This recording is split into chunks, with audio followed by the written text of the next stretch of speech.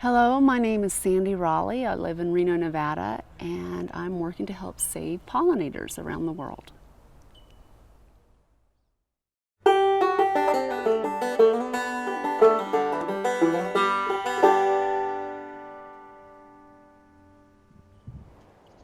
In this location up at Galena Visitor Center, we're working to install beautiful pesticide-free pollinator gardens for bees, for honeybees, for native bees, butterflies, ladybugs. This is an insect hotel. These slits are for butterflies, and they'll fly in there, lay their eggs, and then fly back out. This is for ladybugs here. And these little holes, this can be for carpenter bees or mason bees or leafcutter bees. And these here are for bumblebees. This hotel is important for a number of reasons. One, it's a statement piece. The visitor center here at Galena Forest, they get a lot of foot traffic. And when people walk up, they go, "What is that?" And then so it's like, "I'm so glad you asked." And then we get to tell them what it is. And hopefully a lot of that information sticks. And then you're starting from here on this dirt trail? Yeah, I mean, we already did it, but So yeah. great, so you're talking about going up here, Yeah, and then those you are pass churches, and you come around down here, and then you pass. Our mission has turned out to really be getting kids and the community as a whole up into the forest to help them learn about, to appreciate the wonderful natural environments in our area. Galena Creek Visitor Center would not be possible without community partnerships and collaborations. And one of our valued partnerships is the bee habitat, and specifically Sandy Rowley.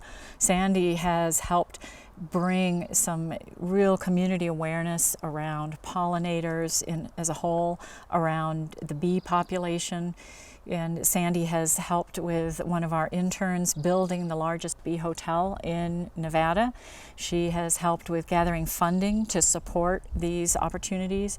She's helped with planting pollinator gardens, and Sandy just digs right in. She digs right in and plants herself. She helps build herself, and she brings on volunteers to make it possible, and then she brings in some of the funding. The first project that I had the intention to create was to take a number of parks throughout the city of Reno and make them pesticide free. Because I learned that every plant and seed that you buy that's not certified organic has been treated with a pesticide that lasts 5 years. You can't wash it off. And I'm thinking, oh, that's everything. You know, I would go to a garden shop and buy beautiful flowers thinking I'm helping pollinators, and I was actually hurting them. So it made me upset, made me angry. So I got a group of friends together, and we went and we met with the city parks department. We said, "Hey, what chemicals are you using? And can we get training for you so you can switch to organic land care?" And at first there was a lot of resistance, but we kept it open and friendly and helpful. And in the end, we got over 22 pesticide-free parks in northern Nevada now. So it's a growing, I don't want to say trend, but it's a movement.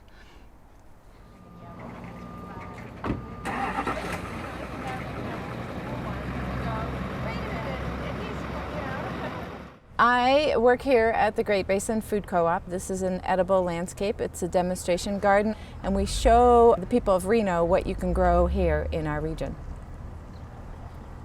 I've known Sandy maybe for 2 years now or so, and she's slowly built her bee habitat organization. And just by talking to our city council, to people, even to people that spray and talk to them and say, "Look, what are you doing? These things are, cancer causing."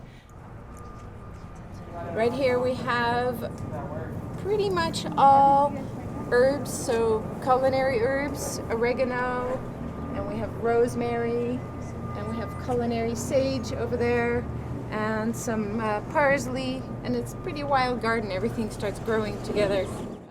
I'm the gardener. I might be the teacher, but she's really the advocate, the person who reaches out to the community and isn't afraid. She's not afraid to express to people the danger of the chemicals, and then how to invite bees and beneficial bugs to the garden. You're not going to be spraying around there, right? No, ma'am.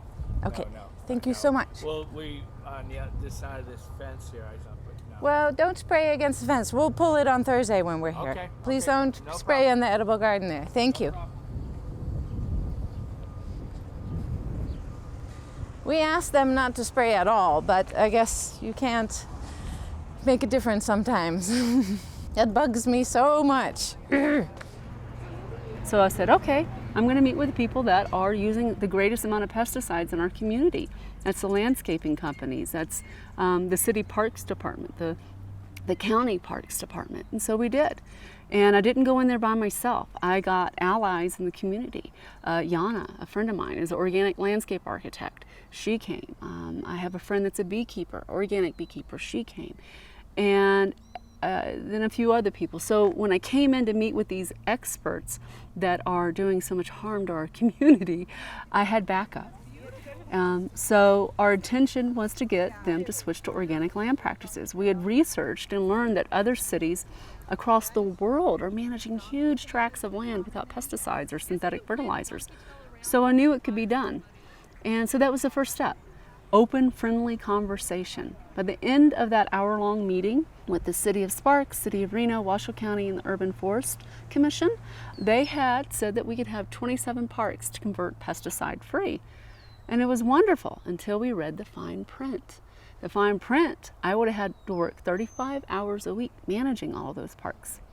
So it fell through, but I didn't give up. So my intention was it's going to happen. And a year later, we got 22 parks, and they're managing them pesticide-free, and they're advertising all over the world that they're doing it. You just can't give up. You got to be persistent and keep moving forward. Why do I care so much about pollinators? Why should anyone care about pollinators? 75% of the foods that we eat, that we survive on, are pollinated by bees, ladybugs, other insects, birds, wild animals. It's important. You know, we say, oh, save the bee. I'm like, yes, we're saving the bee, but we're also saving humanity.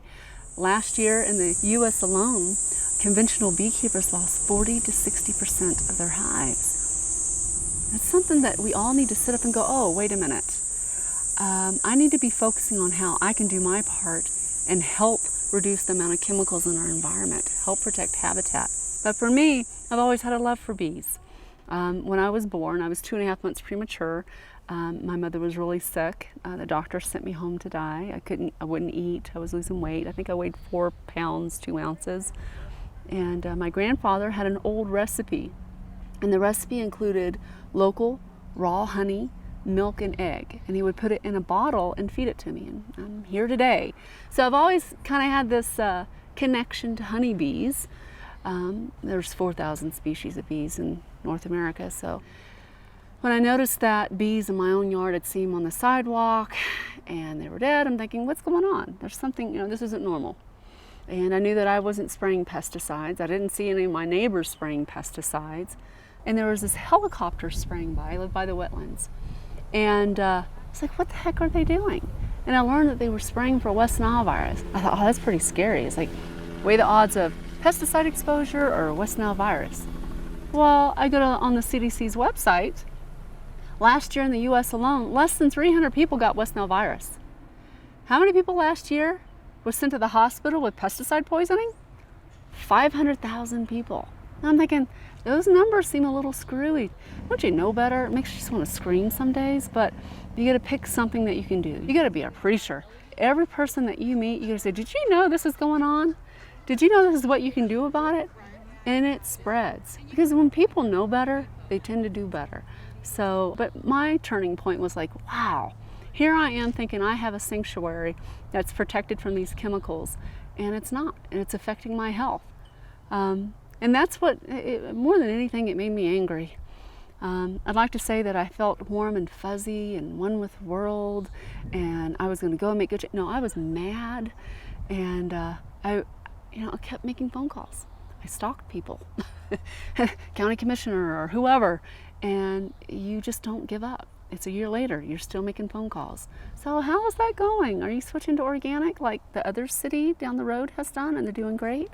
You just got to be persistent. You've got so many different government, city, county agencies that are using these chemicals because they've been sold They've been sold that this pesticide is going to make their life easier, and they believe it. And they've been sold this idea that these chemicals are safe for them to use, where science shows something entirely different. So you're working against a lot of passionate, committed people that have been told a lie by the very companies that are selling these toxic chemicals. Yeah.